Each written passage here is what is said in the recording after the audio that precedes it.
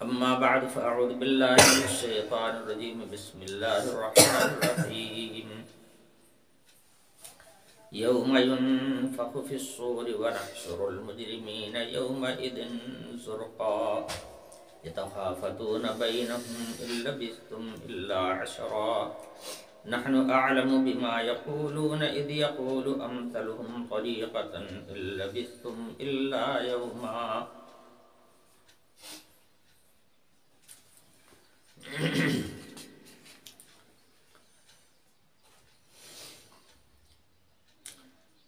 پچھلی آیت میں ارشاد فرمایا گیا تھا كذلك نقص عليك من أنباء ما قد سبق وقد آتيناك من لدنا ذكرا من أعرض عنه فإنه يحمل يوم القيامة وزرا.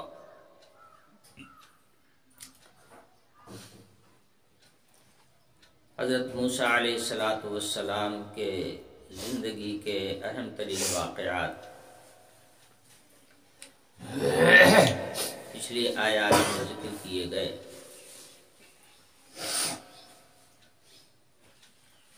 اب تعالی شانہ ارشاد فرماتے ہیں اپنے نبی صلی اللہ علیہ وسلم کو مخاطب کر کے کہ پچھلے اس قسم کے واقعات اور انبیاء علیہ السلام کے حالات ہم آپ کو بتا رہے ہیں.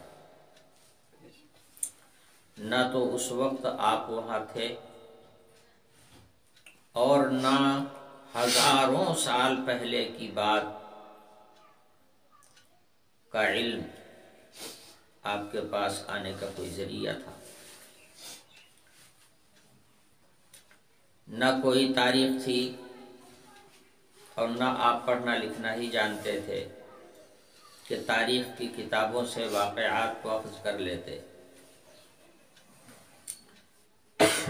ان واقعات کی تفصیلات ہم آپ کو بتا رہے ہیں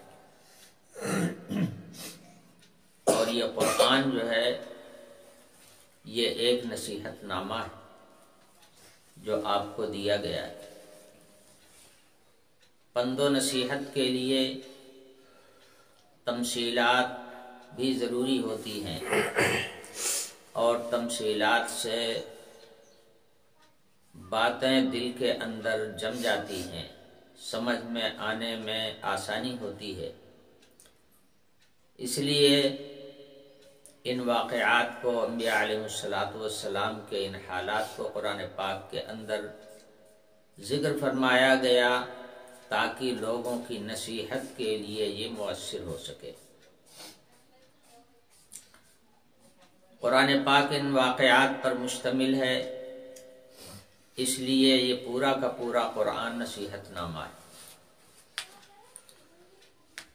جب یہ نصیحت نامہ ہے تو آدمی کو عبرت و نصیحت یہیں سے ملے گی.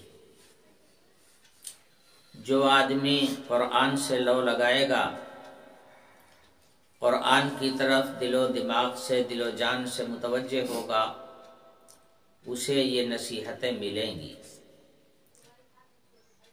اور اس کے دل کے دریچے کھلیں گے، اس کی آنکھیں کھلیں گی، حقائق تک ذہن کی رسائی ہو سکے گی اور ایمان نصیب ہوگا. اور ایمان اگر حاصل ہو چکا ہے تو ایمان میں پختگی پیدا ہوگی. تو جو لوگ اس نصیحت نامے سے وابستہ رہیں گے، اس نصیحت نامے سے دلچسپی رکھیں گے، رغبت رکھیں گے، انہیں یہ نعمت یقینی طور پر حاصل ہوگی. اور جو لوگ اس سے روگردانی کریں گے، پیٹ پھیریں گے، جس کو کہتے ہیں اعراض کرنا،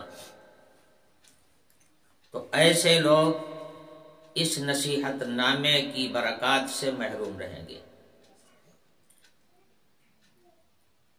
نہ ان کے سامنے یہ عبرت ناک باتیں اور یہ نصیحت کی باتیں آئیں گی اور نہ ان کے دلوں کے اندر ایمان پیدا ہوگا اور اگر سرسری ایمان پیدا بھی ہو چکا ہے تو اس کے اندر پختگی نہیں آئے گی، مضبوطی نہیں پیدا ہوگی، ثبات قدمی نصیب نہیں ہوگی۔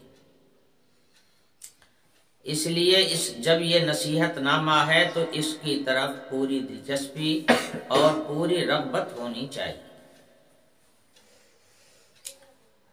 تو فرمایا گیا من اعرض عنہ فإنہ یحمل یوم القیامت وزرا، جو آدمی اس سے روگردانی کرے گا، کس سے؟ قرآن پاک سے۔ اب روگردانی کرنے کی مختلف شکلیں، روگردانی قرآن سے روگردانی یہ بھی ہے کہ آدمی اس کو پڑھنے پڑھانے کی طرف کوئی توجہ ہی نہ کرے، اس کو حاصل کرنے کی کوئی کوشش نہ کرے۔ قرآن سے روگردانی یہ بھی ہے کہ پڑھ تو لیا مگر اب کبھی اس کے ڈانڈے نہیں جانا چاہتا، نہ اس کو پڑھتا ہے نہ اس کو سمجھنے کی کوشش کرتا ہے، پڑھا ہوا بھی بھولا دیتا ہے۔ اعراض میں یہ بھی داخل، اور اعراض یہ بھی ہے کہ نہ تو کبھی قرآن پڑھنے کی کوشش کیا اور نہ قرآن کے اندر بیان کیے ہوئے احکام خداوندی کو معلوم کرنے کی کوشش کرے۔ جب اس کے ڈانڈے ہی نہیں جائے گا تو پھر معلومات کہاں سے حاصل ہوگی؟ معلومات کا خزانہ تو یہی ہے، جو لوگ حاصل کرنا چاہیں گے انہیں ملے گا، اور جو حاصل کرنا نہیں چاہیں گے تو کسی کے بھر دینے سے نہیں ملے گا، نہ کوئی دوسرا دے سکے گا۔ یہ علم ایک روحانی چیز ہے جو رغبت سے حاصل کی جاتی ہے، اور جس آدمی کے اندر رغبت نہیں ہوگی وہ محروم رہے گا۔ تو قرآن پاک اللہ نے بھیجا، 1500 سال ہو گئے، جوں کا تو محفوظ رکھا، ہمارے ہی آپ کے لیے نا، ورنہ پچھلی کتابوں میں تو چند سالوں کے بعد میں ہی رد و بدل شروع ہو گیا تھا۔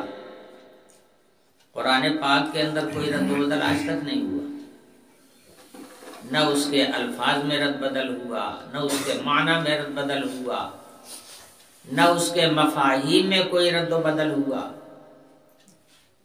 قرآن پاک کا پورا ذخیرہ محفوظ، قرآن پاک کی تشریح کرنے والی احادیث کا ذخیرہ میں بالکل محفوظ، سب کچھ موجود ہے۔ کھانا نہایت عمدہ قسم کا رکھا ہوا ہو،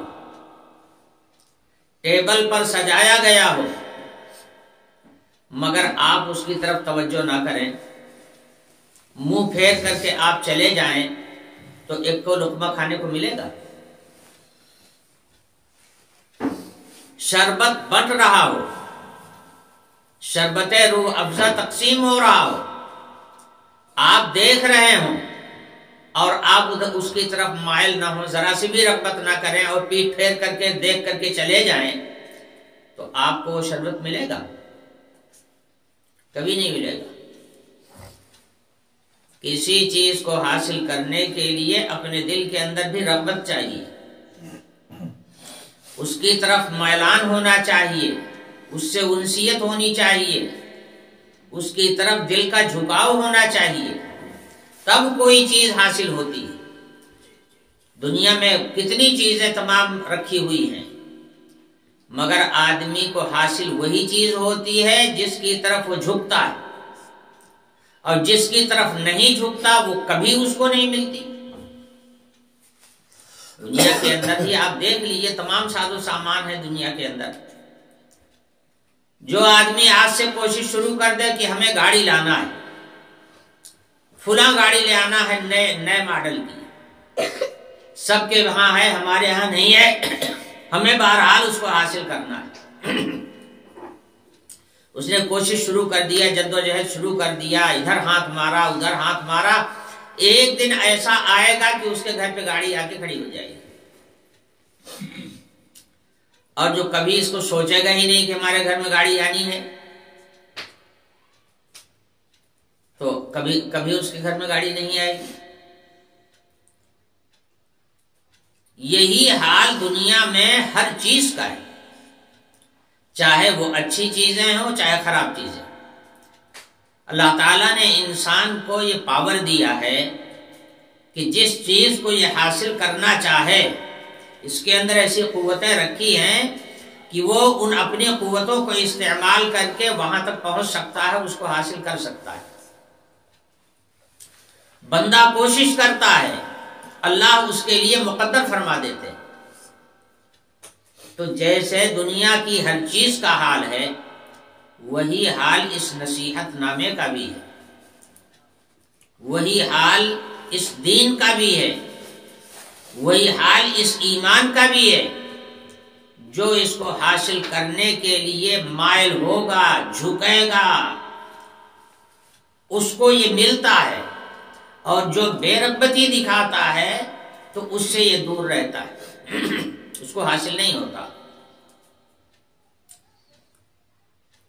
تو قرآن پاک اپنے معانی، مفاہیم اور اپنے تمام احکام کے ساتھ جوں کا تو آج تک محفوظ ہے اور قرب قیامت تک محفوظ رہے گا،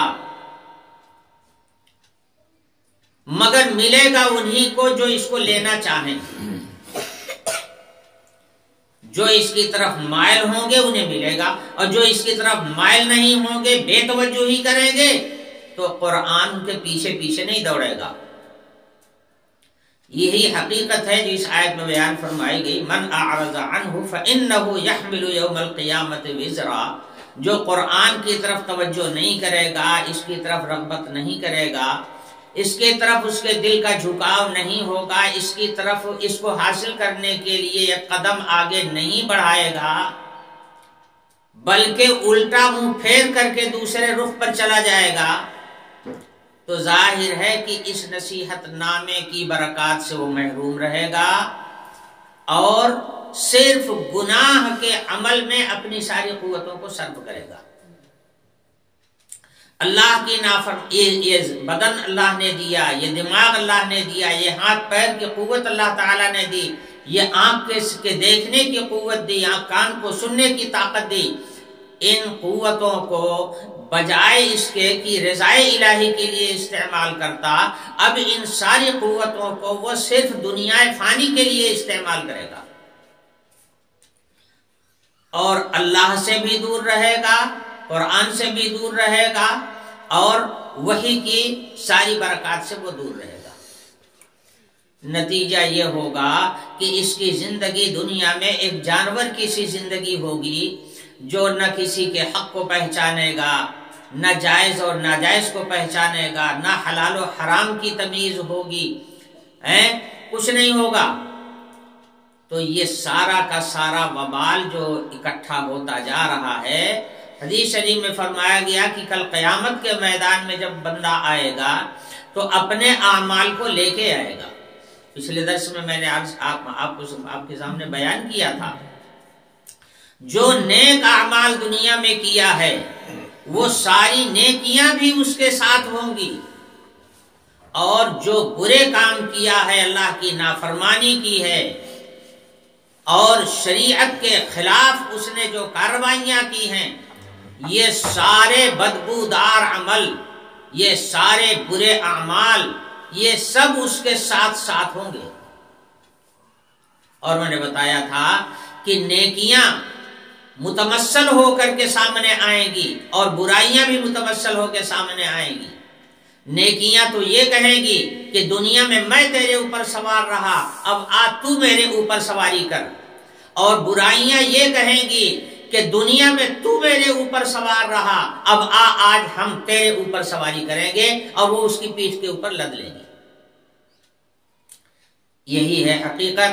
فَإِنَّهُ يَحْمِلُ يَوْمَ الْقِيَامَةِ وِزْرًا، تو وہ اپنی گردن کے اوپر اپنے گناہوں کا بوجھ لادے ہوئے ہوگا۔ یہ نتیجہ کس کا ہوگا؟ قرآن سے اعراض کرنے کا نتیجہ ہوگا، قرآن سے روگردانی کرنے کا نتیجہ ہوگا۔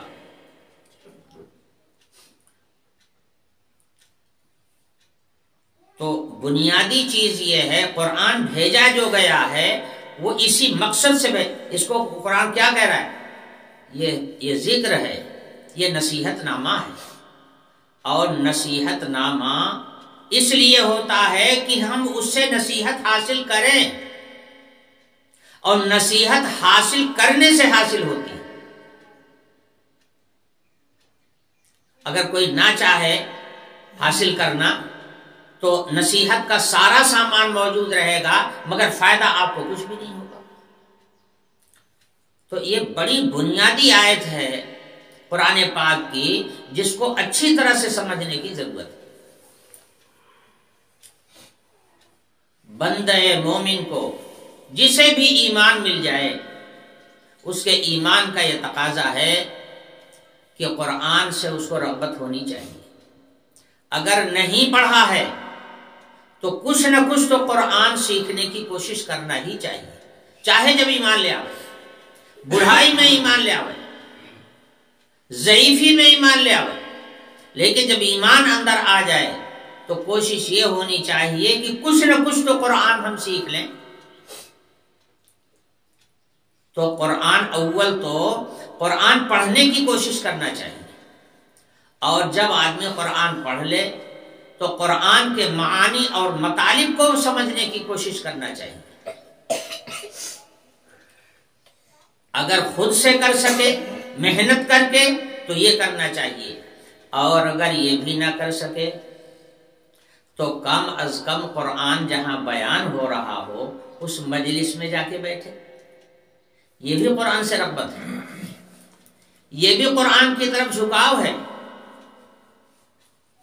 اس سردی کے موسم میں آپ نے اپنا کوڑا چھوڑ دیا، تپتا چھوڑ دیا، اپنی رضائی گدا چھوڑ دیا، اور ٹھنڈی میں بھاگے چلے آئے یہاں تک۔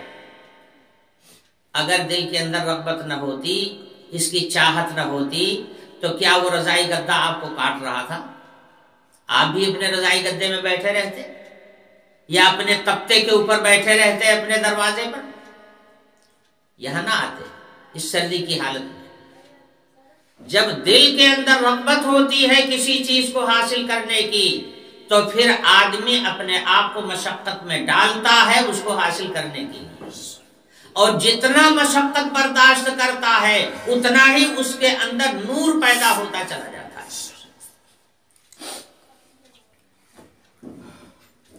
مہندی کا پتا ہے، جتنا گھسا جاتا ہے اتنا ہی اس کے اندر سرخی پیدا ہوتی ہے، اور اگر یوں ہی رکھا رہے تو کچھ نہیں ہے۔ مہندی کا پتا کوئی ملنے کی چیز، ایسے ملنے کی چیز نہیں ہے، پہلے اس کو گھسا جاتا ہے، گھسنے کے بعد پھر لگائیے آپ، پھر دیکھیے آپ کے ہاتھ کو بھی وہ سرخ بنا دے گا۔ یہی حال ہے آدمی کی محنت اور مشقت کا۔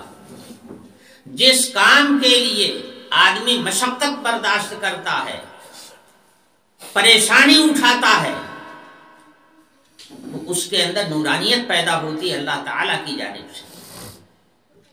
مثال اس کی وہی ہے کہ جب مہندی کے پتے کو آپ گھسیں گے تو اس کے اندر روشنی پیدا ہوتی ہے۔ تو ایسے آدمی جب کسی چیز کو حاصل کرنے کے لیے محنت کرتا ہے، کوشش کرتا ہے، مشقت برداشت کرتا ہے، پریشانی اٹھاتا ہے، تو اس کے اندر پھر نورانیت پیدا ہوتی ہے۔ ایک لفظ بھی سن کر کے جائے گا تو برسوں اس کو یاد رہے گا، ایک بات بھی سن کے جائے گا تو اس کے دل و دماغ میں محفوظ رہے گی، اس لیے کہ مشقت کے ساتھ اس نے اس کو حاصل کیا ہے۔ اور بے مشقت یوں ہی اگر کوئی بتاتا رہے کوئی اثر نہیں پڑے گا۔ جیسے مہندی کے پتے کو گھیسا نہ جائے، یوں ہی رکھا جائے تو کوئی روشنی اس کے اندر نہیں ہوتی ہے۔ تو یہی حال آدمی کو ہوتا ہے کہ اوپر سے بتانے والا کچھ بھی بتاتا رہے، ہم اس کو سننا ہی نہیں ہے، اس کی طرف توجہ ہی نہیں ہے، کچھ بھی اس کو حاصل نہیں ہو۔ تو یہ بڑی بنیادی چیز ہے۔ قرآن پاک نصیحت نامہ ہے۔ جب نصیحت نامہ، نصیحت کس کے لیے؟ ہمارے لیے تو نصیحت ہے۔ تو ہمیں عبرت حاصل کرنے کے لیے، قرآن سے فائدہ اٹھانے کے لیے، اس کی نصیحتوں سے فائدہ اٹھانے کے لیے لازمی ہے کہ ہمارے دل کی توجہ قرآن کی طرف ہو۔ تو میں نے کہا کہ اگر عمر ہے پڑھنے پڑھانے کی تو پڑھنے کی کوشش کرنا چاہیے، معنی مطالب کو سمجھنے کی کوشش کرنا چاہیے، اور اگر یہ عمر نہیں ہے یا اس کا موقع نہیں مل پایا تو کم از کم جہاں قرآن بیان ہو رہا ہو اس مجلس میں جا کر کے بیٹھنا اور اس کو سننا، سمجھنے کی کوشش کرنا، یہ بھی قرآن سے رغبت ہے۔ تو جو قرآن سے رغبت رکھے گا اس کو قرآن کی نصیحت سے فائدہ ملے گا، اور جو قرآن سے روگردانی کرے گا اس کو کوئی فائدہ قرآن سے نہیں ملے گا۔ یہ تمام مسلمانوں کو اپنے دل میں بسانے کی چیز ہے، قرآن پاک کے اندر کھول کر کے بیان کر دیا گیا۔ اور جو قرآن سے محروم رہے گا، بھلے مسلمان کے گھر میں پیدا ہوا تو کیا ہوا، بھلے وہ اسلام کا دعویٰ کرتا ہے تو کیا ہوا، قرآنی احکام سے، قرآنی علوم سے تو محروم ہے نا۔ کوشش کرنا چاہیے، جدوجہد کرنا چاہیے۔ دنیا میں ہر چیز سیکھنے سے ملتی ہے، حاصل کرنے کی جو کوشش ہے، جب آدمی کوشش کرتا جب ملتی، بغیر کوشش کے دنیا میں کچھ نہیں ملتا۔ یہ آپ کے پاس کھیتیاں ہیں، اگر آپ ان کھیتیوں کو جوتنے کی، بونے کی مشقت نہ برداشت کریں اور اس کے لیے سارے جتن جو کرنے پڑتے ہیں نہ کریں، تو چیت کے موسم میں جب سب کے گھروں میں دانا آنے لگے گا تو آپ کے گھر میں ایک دانا نہیں پہنچے گا۔ ہاں، کب پہنچے گا؟ جب سب کوشش کر رہے ہیں، محنت کر رہے ہیں، تو اس وقت آپ بھی اس کے لیے محنت کریں گے، تو جیسے سب کے گھر پہ دانا جائے گا ایسے ہی دانا آپ کے گھر پہ پہنچے گا۔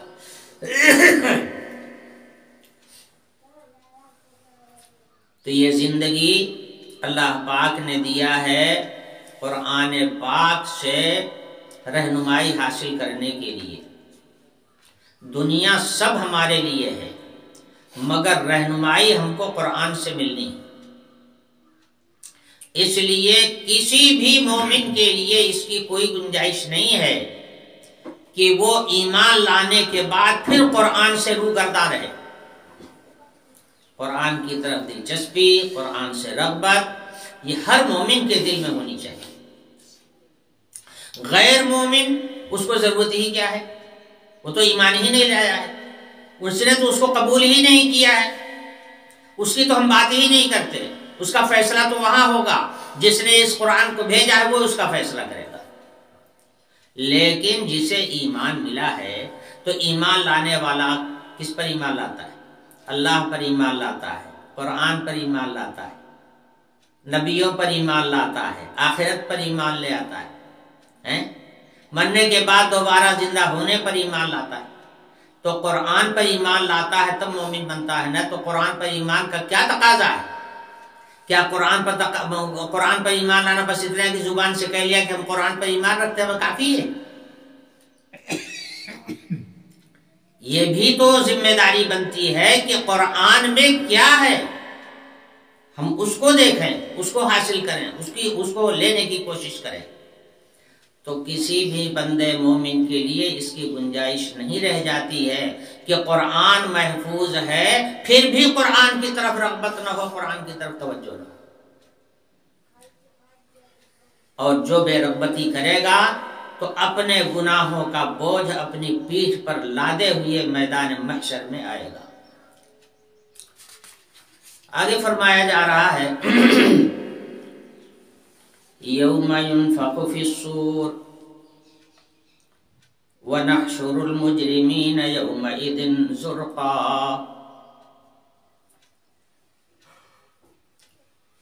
بتانا وہی ہے کہ جو قرآن سے اعراض کرے گا، قرآن سے روگردانی کرے گا، اس کا انجام کار کیا ہوگا، وہ بتانے کے لیے قرآن کی اگلی آیت کہہ رہی ہے جس دن سور میں پھونک ماری جائے گی، اس دنیا کی عمر بھی ایک مقرر ہے، جیسے ہر چیز کی عمر مقرر ہوتی ہے ایسے ہی اس کارخانے عالم کی بھی ایک ڈیٹ مقرر ہے، اس ڈیٹ پر اس کو فنا ہونا ہے، اس کی قوت کا خاتمہ ہو جائے گا، اس کا سارا نظام درہم برہم ہو جائے گا۔ یہ جو نظام عالم کو درہم برہم کرنے کی کارروائی ہوگی تو وہ سور سے شروع ہوگی۔ سور کیا چیز ہے؟ سور بھی اللہ تعالی کی پیدا کی ہوئی کوئی ایک مخلوق ہے جس کو اللہ تعالی نے اپنی قدرت سے بنایا ہے اس سارے کارخانے عالم کو توڑنے کے لیے۔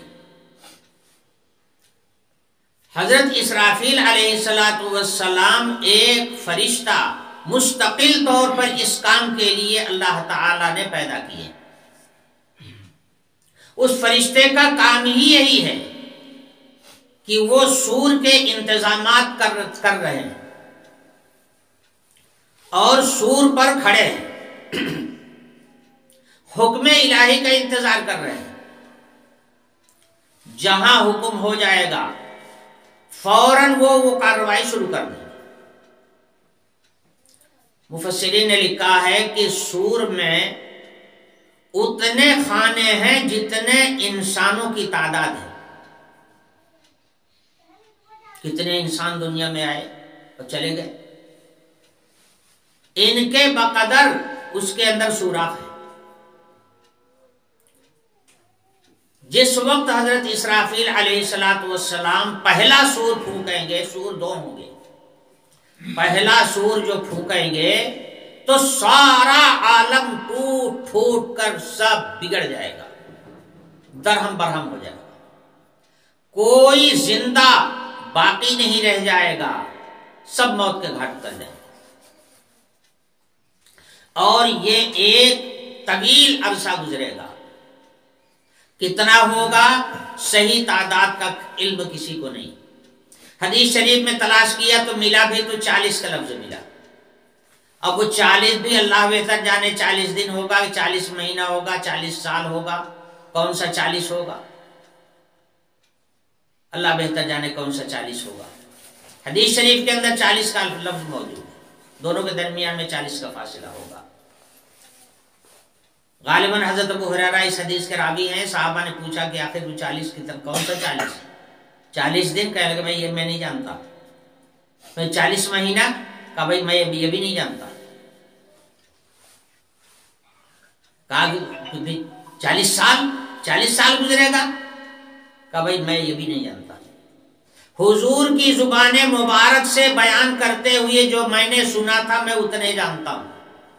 حضور نے 40 کا لفظ استعمال کیا تھا، بینہما 40، دونوں کے درمیان میں 40 کا فاصلہ ہوگا، میں اتنے جانتا ہوں، اس کے آگے میں نہیں جانتا۔ بعد میں بات سمجھ میں آئی کہ 40 دن 40 مہینہ حضور نے یقینی طور پر نہیں کہا ہوگا، اس لیے کہ وہ عالم جو ہے وہ عالم دنیا تھوڑے ہوگا، اس وقت تو عالم دنیا کا خاتمہ ہو جائے گا، پہلے سور پر ہی دنیا درہم برہم ہو جائے گی، چاند سورج سب ختم ہو جائیں گے، آسمان پھاٹ پڑے گا، زمین پھٹ جائے گی، ریزہ ریزہ سب ہو جائیں گے، تو پھر رات دن رہے گا نہیں۔ جب یہ رات دن رہے گا نہیں تو دن اور مہینہ اور سال جو ہے وہ تو انہی سورج چاند اور زمین کے الٹ پھیر سے بنتا ہے، تو یہی نہیں ہوگا تو پھر وہ 40 دن 40 مہینہ کہاں سے بنے گا؟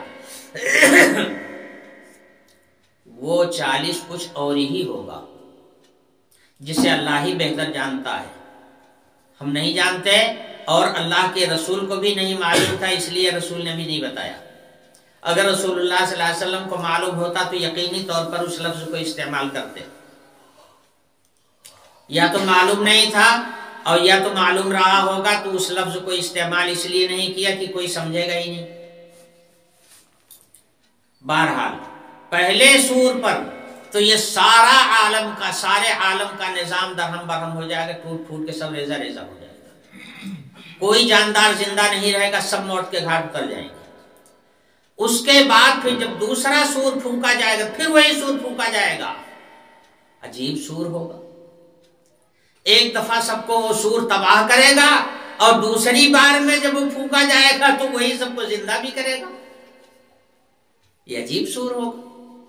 میں نے بتایا نا کہ وہ اللہ کی مستقل ایک مخلوق ہے، اللہ نے اسی کام کے لیے اس کو بنایا ہی ہے۔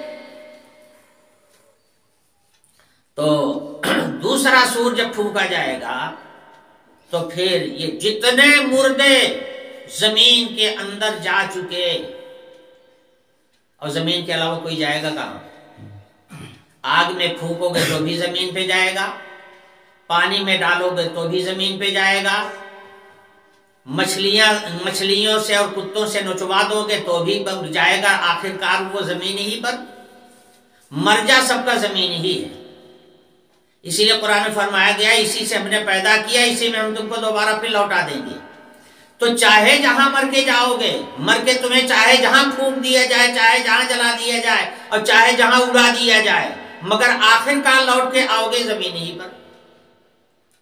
اب دوسرا سور جب پھونکا جائے گا تو جتنے مردے ہیں وہ سارے کے سارے دوبارہ زندہ ہو کر کے اٹھ جائیں گے، اور عالم محشر قائم ہوگا، اور وہاں عالم محشر میں سب کے سب جمع ہونا شروع ہو جائیں گے۔ پھر وہاں کی کارروائیاں، آخرت کی کارروائیاں وہاں سے شروع ہو جائیں گی۔ تو فرمایا گیا یوم ينفخ فی الصور ونحشر المجرمین یومئذ زرقا۔ اس دن جو اہل ایمان ہیں ان کی پوزیشن تو کچھ اور ہی ہوگی، مگر جو قرآن سے اعراض رکھتے تھے، قرآن کی گلی نہیں جاتے تھے، قرآن کو اللہ کا کلام نہیں سمجھتے تھے، قرآن کی طرف ان کے دل کی ذرا سی بھی رغبت نہیں ہوتی تھی، اعراض کرنے والے لوگ تھے، ان کا انجام یہ ہوگا کہ یہ مجرم کی طرح سے آئیں گے اور آنکھیں نیلی ہو رہی ہوں گی، آنکھیں نیلی ہو جائیں گی۔ نیلی آنکھ سب سے زیادہ بھیانک ہوتی ہے۔ جس آدمی کی آنکھ نیلی ہوتی ہے اس کا چہرہ دیکھنے والوں کو ڈر لگتا ہے۔ یہ بڑی بھیانک صورت ہوتی ہے آنکھوں کا نیلا ہونا، چہرہ بگڑ جاتا ہے اور آدمی قابل نفرت بن جاتا ہے۔ تو یہ مجرم آئیں گے تو آنکھیں ان کی نیلی پڑ رہی ہوں، نیلی ہو گئی ہوگی۔ پھر میدان محشر میں اکٹھا ہوں گے تو آپس میں چپکے چپکے ایک دوسرے سے بول رہے ہوں گے ہمیں قبر میں کتنے دن رہے،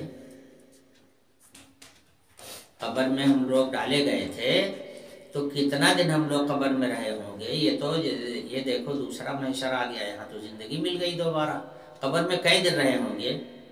تو آپس میں ایک دوسرے سے کہیں گے 10 دن رہے ہوں گے، 10 دن رہے ہوں گے۔ اس میں سے جو سب سے زیادہ دانش مند ہوگا وہ کہے گا کہ ہمیں 10 دن نہیں رہے، 1 دن تو رہے، کل 1 ہی دن تو گزرا، اور یہ دیکھو تو یہ دوسرا منظر سامنے آ گیا، یہ تو قیامت سامنے آ گئی۔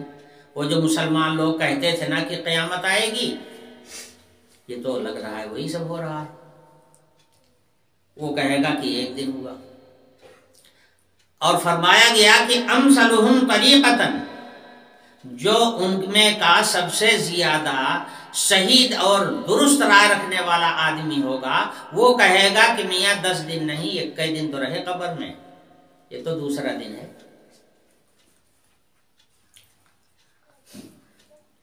جبکہ مرے ہوئے اس کو 10,000 سال 20,000 سال نہ جانے کتنے سال گزر چکے ہوں گے، مگر کہے گا کہ 1 دن گزرا ہے صرف قبر میں، اور یہ دیکھو تو عالم محشر سامنے آ گیا۔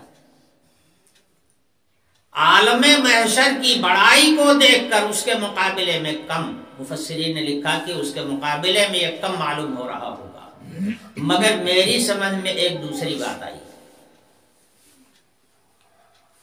میری سمجھ میں یہ آیا کہ ایک دن تو وہ تھا جس دن وہ قبر میں دفن کیا گیا، تو قبر میں دفن ہونے کے بعد دن آیا کہاں؟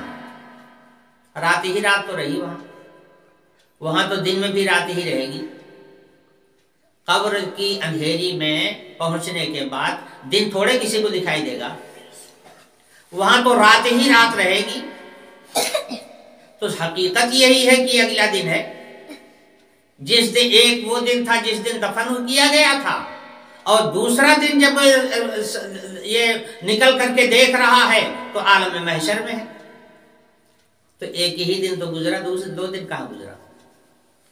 تو اکثر لوگ 10 دن کہہ رہے ہوں گے، اور جو سب سے زیادہ درست راہ رکھنے والا ہوگا وہ کہے گا ایک ہی دن تو ہوا۔ کیا مطلب؟